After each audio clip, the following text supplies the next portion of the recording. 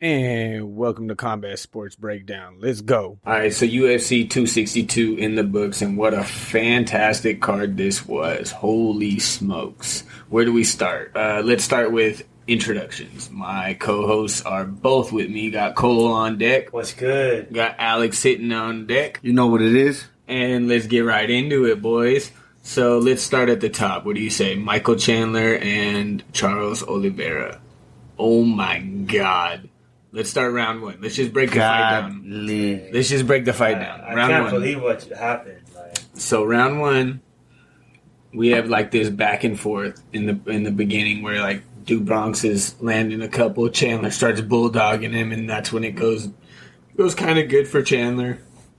Then all of a sudden he stuns him, drops him. He kind of rushes in for no real apparent reason. I couldn't really tell one. Is in range of these up kicks, drops into his guard, gets in there, and then they work towards the cage, and Chandler drops his ass again. Now, let's fast forward to round two. We come out, and real quick, what happens, Alex? Unthinkable. Nobody fucking seen that shit coming. That Charles dude Oliveira put it down. Clipped him with a left hook. He got him with like an uppercut, then a flying knee, chased him down on the fence, and clipped him with another left hook as he was backing out. And all three of us were erupting. Dude, that was crazy, man. We might as well have been the same as the broadcast team at that point. Our reaction was identical. The fucking left hook he landed was so fucking on point though, bro. Hella technical. Like, the technique behind that shit was just fucking impeccable, homie. The adversity he came back with was insane too, bro. Yes. That's one thing we have to really talk about is his adversity. He was really getting beat up in round one. Like, all three of us scored round one for Michael Chandler, and like, Oliveira wasn't like just getting ran over right away, but Jesus, dude, he really he came back.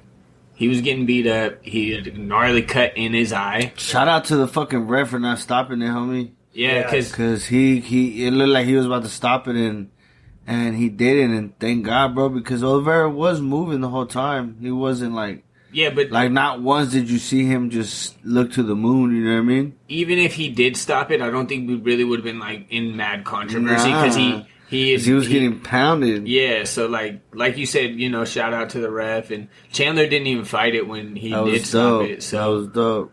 When he got stopped, he was a real good sport about it at the end, too, and that was surprising. Yeah. Right, I forgot on his knees and said, bro, you're a real good competitor. Yeah. But, especially with how, like, I think he said I feel that. like sometimes Michael Chandler is, like, overly confident and cocky, and the fact that he was, like, humble with that loss is pretty sick. Well, you kind of have to have that humbleness, and you also need to carry your cockiness with you when you come from another high organization as a champion, you know? Yeah, I got you, bro. And he had never been submitted going against one of the guys with the most submissions in the history of the sport.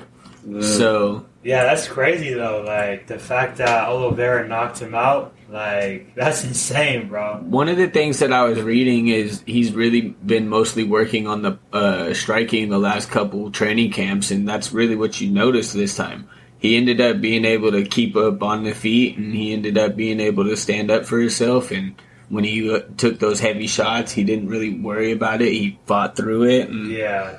That was pretty sick, though, at the end when he even said, like, oh, Michael Chandler said I couldn't take it, and I did. Oh, yeah. Stuff. That was pretty sick. Yeah, because Michael Chandler in the press was in the lead up and all that was saying that, you know, I don't think he's ever dealt with someone who has the power like I do.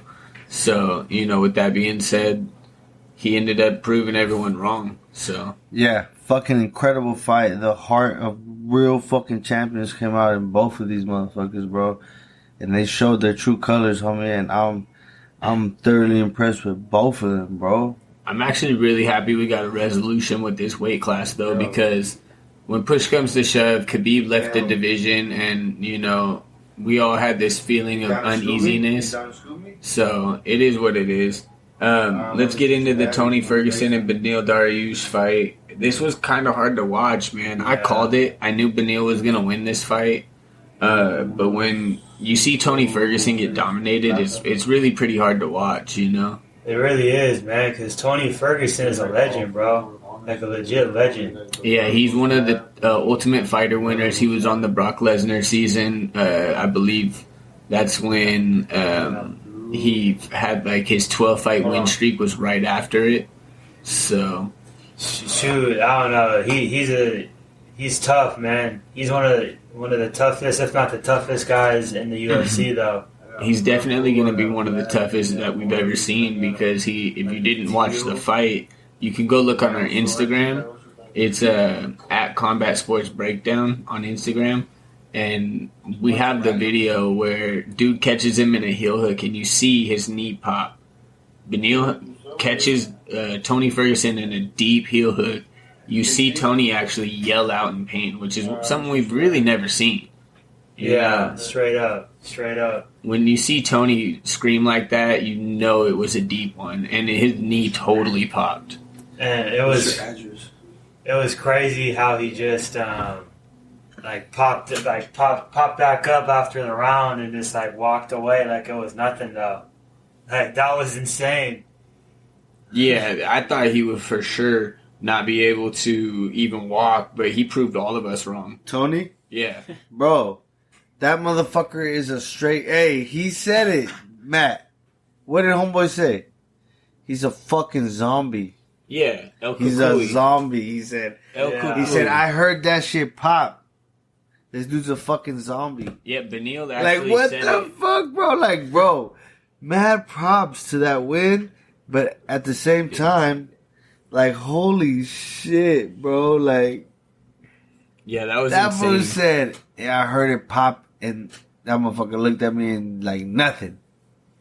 It's literally the same thing that happened when he fought Charles Oliveira. When he Did fought this Charles fool really Oliveira, sell his soul to the devil? Nah. He's just come back from the dead like 3 times. Why is his ligaments still going? Like, what the fuck? It's crazy though, because pretty much the same thing happened with his elbow, and I was telling you guys during the fight, I didn't think his elbow had fully recovered because the way he was throwing it looked a little awkward still. And Charles Oliveira put him in an arm bar and then put it under his armpit and leaned back. So what do you think's gonna happen with him, bro? Released?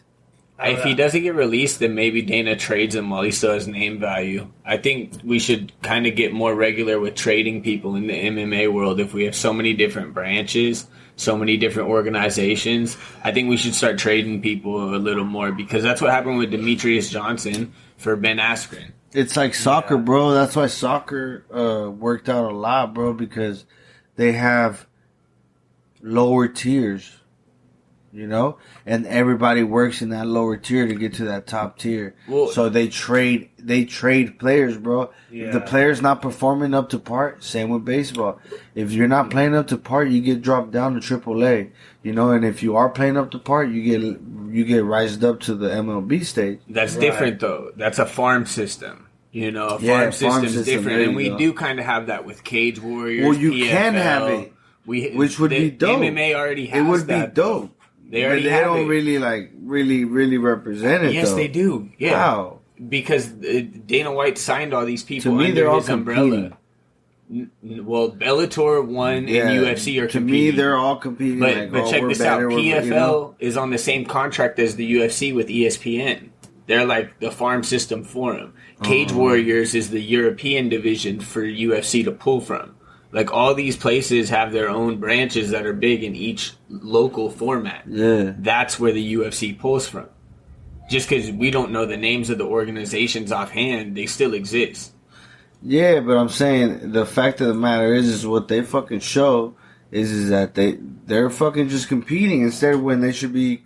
There's like, 3 that are competing. That's one championship, Bellator, and UFC, but they have to. That's like saying each NFL team should be like best friends. That's not how it should be. It's not because that's two different corporations. Here's the not thing. The same team within the same corporation. Here's what I'm talking about though. Bellator's down for partnerships and trades. One championship's down for partnerships and trades. It's UFC that doesn't allow it and shit. Yes. Yeah, this fool wants it all for him. Well, he's just worked for the longest time to make this legal. Dana White's the reason that MMA is legal in the United States. He wants to be the whale of MMA. He pushed for all of it. He's been the one trademarking this whole thing. So, That's why Dana feels the way he feels. So, go ahead. I don't think Tony's going to get traded, though. I feel like Dana White has a soft spot for that dude. Well, he's the Ultimate Fighter winner, and if Donald Cerrone can get six fights with no win, then Tony might get a fourth. But the 155 division's so deep, and him being in the rankings, and not just that, bro. Like, I mean, it's obvious, bro. You can't fucking consider him a top 5. I don't know if you'd consider him a top 10. I don't know. He could be in the top 15, but I don't know, man. That pool is pretty deep. I don't know. After those 3 losses he had, it's hard to put him in the top 10. The fact of the matter to me, bro, is that people will watch him fight. So therefore, for me, I do believe he'll get at least 2 more fights. Well, I know he's going to get at least 1 more. I mean, Donald Cerrone got 6, and he's getting a 7th. So that's what I'm saying. Like, hey, and it'll be dope, bro, because I'll fucking tune in. I hear his name, and it's like, oh, hell yeah. It's going to be an all-out brawl. Yeah, but there's going to be a point where name value goes. Like, Nate Diaz is almost there. Yeah. Fuck yeah. Like, how exciting is it to see him fight as much as to hear he's fighting? It's way more exciting to hear he's fighting than it is to watch him fight these days. I can't say that I've seen him fight. You know what I mean? In a while. Well, he fought Jorge Masvidal and got absolutely destroyed. Yeah. Oh, yeah, that was the last one. That's right. He got... For that BMF shit. And then spent a year talking crap online. well, Masvidal shouldn't even have that BMF title anymore. He don't have it. Yeah, he does. Oh, I thought that for Usman took it. Nah. It's a one-time thing. That's what Dana White said. Oh, sick. I mean, hell yeah. Coming from the one Masvidal lover. Young Cuban Latin motherfucker getting it, homie. That's right, boy. I hope Nate Get Diaz that steals shit, that dog. shit. Get that shit, dog. Yeah, right. Nick Diaz gonna slap the shit out of him and take that belt. I refuse to believe that nonsense. Well, we know he can't take a punch like he used to, so. A punch and a slap are very different, my friend. I'm sure he could take that little... It's a Stockton slap. You don't even know. Man. All right, so Matt Schnell versus Rodrigo Banterrain. I called it. Look, you called a lot of fights tonight. I called it. You called a lot of fights tonight. I tried to tell you. Banterrain actually came out and had a real good performance. Boss hogged. Round 2 and 3, he really excelled. He showed that he belonged here. He was not at all deterred by anything that Schnell did. Schnell stayed in there, man. He was throwing nice combos. A little flat. He was a little predictable. He was loading up. You didn't really see his hips move in the way that you wanted to. He really wasn't defending the takedowns that well in round 2 or 3. So, yeah, bro, he was slinging iron out there, bro. Banterrain. Yeah, he really started dropping slinging those haymakers, man. It was dropping them. It was a heavy card. That motherfucker had a chin, though, bro. Yeah. Dude with the red shorts, what's his name? Matt Schnell. Schnell, yeah. Young Schnell, bro. That motherfucker had a chin. Like, he got hit so fucking hard, bro. I heard that shit through the whole everything. Like, bam! I felt the contact. Like, goddamn. He just kept walking through him, bro. It was crazy. Yeah, it was actually really impressive to see Matt Schnell be that resilient. Banterrain was cracking. But at the same time... him everything he could, bro. And homeboy was just like, that's it. At the same time, Banterrain did look a little tired. You know, he looked like the punches were heavy, but they were looking a little slow. Yeah, so, towards the end, hell yeah. Well, like, even in towards the beginning, fool? Mid-round the ones that connected in the beginning, bro, those were naughty. Yeah, but that's when I would expect Matt Schnell to have his chin still, is early on in the fight. It's one of those things to see someone get clipped early on is like. But it's really also odd. When the strikers got the most power, in a way, maybe. Still got Vaseline on your face, though. Damn. Hasn't sweated it off yet. All right, so we got Caitlin Chikagan versus Vivian Araujo. And we'll just get straight into it. The judging. This is where the judging really, really got screwed up. Vivian won that fight. We all scored it for Vivian in our house, but at the same time, you got to understand that this one was closely contested. But what are we looking at? Are we looking at judges that don't score ground control anymore? Because every